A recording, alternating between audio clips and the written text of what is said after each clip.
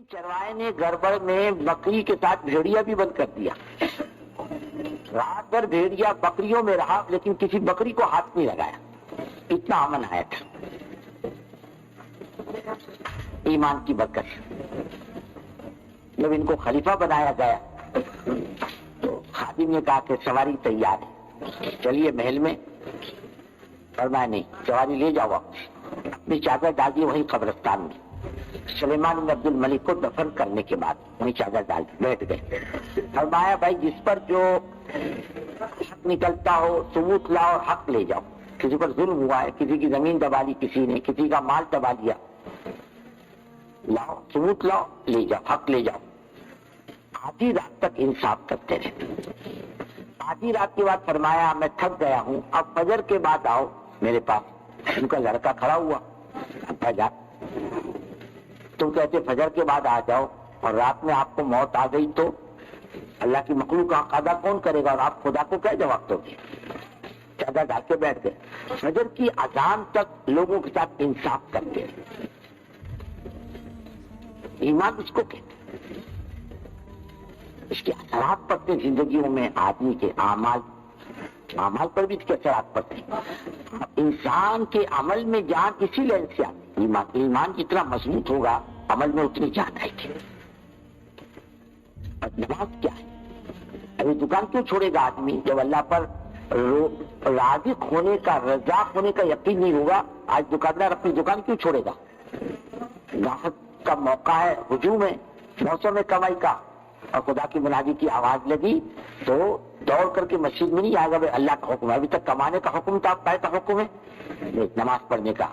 جس خدا کا حکم نماز ہے وہ خدا کے ذمہ روزی ہو نہیں سکتا. میں اللہ کے حکم کو پورا کروں, اللہ میری روزی کو گھٹا دے, ناممکن بات ہے. اسی کا قانون ہے. نماز کس کا قانون ہے؟ اللہ کا. اور روزی کس کے ذمہ؟ یہ نہیں ہو سکتا ہم اللہ کا حکم پورا کرے, اللہ ہماری روزی گھٹا دے. ایمان ہے نا. ایمان بنے گا تو کسی مسلمان کو نماز پڑھ بولنے کی ضرورت نہیں, وہ خود نماز پڑھے گا. اب آپ دیکھو کہ ایمان بننے کے بعد جب نماز کا حکم آیا تو کون سا قانون بنانا پڑا کہ بھائی نماز نہیں پڑھے گا اسے سزا دی جائے گی. کون سے جیل خانے بنا گئے؟ کچھ بھی نہیں, نہ پولیس مقرر کی گئی. آج دنیا کا قانون کیا ہے کہ ایک قانون بنانا ہوتا ہے, اس کے لیے نہ ماننے والے کے لیے سزائیں, پھر پولیس, پھر جیل خانے. یہ نہیں مانے گا یہ سزا ہے, اور پولیس پکڑ کے لے جائے گی, جیل میں ڈال دے گی.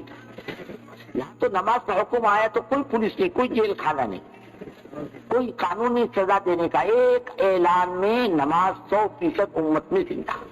صحابہ فرماتے ہیں ارے ہمیں لنگڑا لولا بھی ہوتا, اس کو لا کے صف میں بٹھا دیتے, اس کی بھی نماز نہیں چھوٹتی.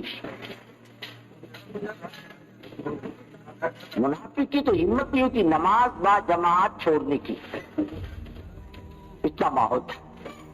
ایمان آنے کے بعد اتنا ماحول بنا کہ امت میں بغیر کسی چیز کے نماز زندہ ہو گئی, مسجد آباد ہو گئی. بے نمازی کوئی بھی نہیں تھا. صحابی نا ابن ام مکتوم رضی اللہ تعالیٰ عنہ کہنے کہ حضور میں اندھا ہوں اور چاروں نمازوں میں حاضر ہوتا ہوں, میری فجر کی نماز کا مسئلہ ہے.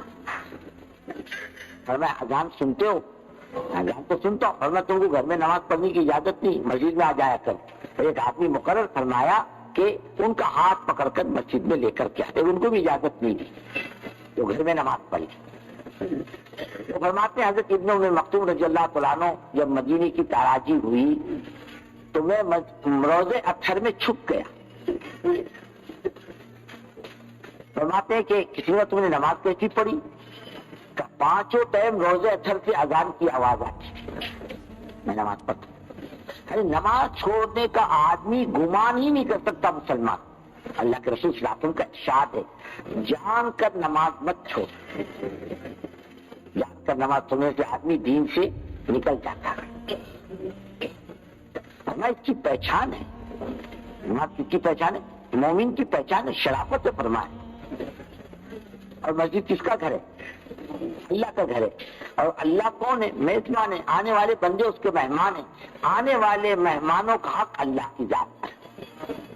ایک بدو کی دعا بہت اچھی دعا, وہ بیت اللہ کا طواف کرتے ہوئے کہنے لگا اے اللہ یہ تیرا گھر ہے اور ساری دنیا کے آنے والے تیرے مہمان ہیں, میزبان پر مہمان کا حق ہوتا ہے. ہمارے آنے والے مہمانوں کا حق تیری ذات پر یہ کہ آنے والوں کا مغفرت سے استقبال کر. کسے استقبال کر؟ مغفرت سے استقبال کر. یہ اللہ کا گھر ہے اور اللہ کے در پہ آنے والا محروم نہیں ہوتا. جب ایمان بنے گا تو نماز خود بخود زندہ ہو جائے گی امت کے اندر. نماز آئے گی, بولنے کی ضرورت نہیں نماز کی. اور پھر بزرگوں, اللہ کے وعدے کتنے ہیں. تمہاری روزی کی تنگی دور ہوگی, تمہاری قبر کی تنگی کو اللہ تعالیٰ دور کرے گا, تمہارے اعمال نامے سیدھے ہاتھ میں دیے جائیں گے, اللہ پل صراط پر بجلی کی طرح گزار دے گا, بغیر حساب کے اللہ جنت میں داخل کرے گا. وعدے کتنے. ہمیں نماز کی دعوت دو گے. اب نماز کی دعوت دینے میں کتنے پیسے لگتے ہیں؟ کچھ بھی نہیں, خالی ترغیب پیار محبت سے کسی کو کہہ دے رہا بھائی صاحب نماز پڑھا کرو, اللہ کا حکم ہے, بہت کام آنے والی چیز ہے قبر میں آخرت میں. اور حدیث میں آتا ہے ملک الموت نمازی کو نگاہ میں رکھتے ہیں اور موت کے وقت اس کو کلمے کی تلقین کرتے, شیطان کو اسے دفع کرتے. کلمہ لا الہ الا اللہ محمد رسول اللہ, شیطان کو دفع کرتے.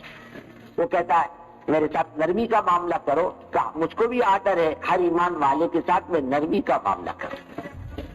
اپنے فائدے کی چیز. اگر ہم نے نماز نہیں پڑھی تو کس کا نقصان؟ ہمارا کہ دین کا. ہمارا نقصان ہے. دین میں کیا فرق پڑنے والا؟ ہم سب مل کر کے نماز چھوڑ دے تو اللہ کے دین میں کیا فرق پڑے گا, اللہ کی ذات میں کیا فرق آئے گا. اور ہم سب مل کے نمازی بن جائے تو اللہ کی ذات میں کیا فرق آئے گا. وہ تو ان چیزوں سے بہت اونچے ہیں. ہماری عبادت سے, ہماری اطاعت سے ان کی ذات میں کوئی بڑھوتری نہیں ہوتی, ہماری نافرمانی سے ان کی ذات میں کوئی کمی نہیں ہوتی. وہ ان ساری چیزوں سے بلند ہے. ہمارے اپنے نفع کی بات ہے. دیکھو اللہ تعالیٰ کی قدرت ہے, ایک آدمی نماز نہ پڑھے تو قدرت ہے نہیں, ایک فرشتہ بھیج دیا اللہ تعالیٰ. دیکھو سب سے بڑا شریر کون ہے بستی میں, اس کی پٹائی کر لے جو بے نمازی ہو. تو دوسرے نمازی کو بلانا پڑے گا, دوسرے مسلمان کو بولنا پڑے گا اب بھائی صاحب نماز کے لیے آؤ. تو دیکھو آئے گا نہیں آئے. اب آپ دیکھتے ہو اسکول کے اندر ماسٹر مارتا کس کو ہے؟ جو سب بچے جب کلاس کی شرارت کرتے ہیں تو وہ سب بچوں کو نہیں مارتا. اور جتنا سب سے بڑا بدماش کون ہے؟ ایک کی پٹائی ہو جائے سب ٹھیک ہو جاتے ہیں, ایک بے نمازی کی پٹائی ہو جائے سب ٹھیک ہوں گے نہیں ہوں گے؟ اللہ کر سکتے نہیں کر سکتے, اللہ کی قدرت ہے نہیں. لیکن اللہ یہ چاہتے ہیں بندے دین کو اپنے اوپر خود لاگو کر دے اپنی ضرورت سمجھ کر. اگر ہم نے دنڈا مقرر کر دیا تیرے لیے تو بندے کے در سے نماز پڑھنے کے لیے آیا تھا, ضرورت سمجھ کے پھر لاگو کر دے اپنے اوپر. جیسے کپڑا کھانا اپنی ضرورت سمجھتا ہے, کبھی آدمی اپنی ضرورت سمجھتا ہے, دین کو سب سے زیادہ ضروری چیز سمجھے.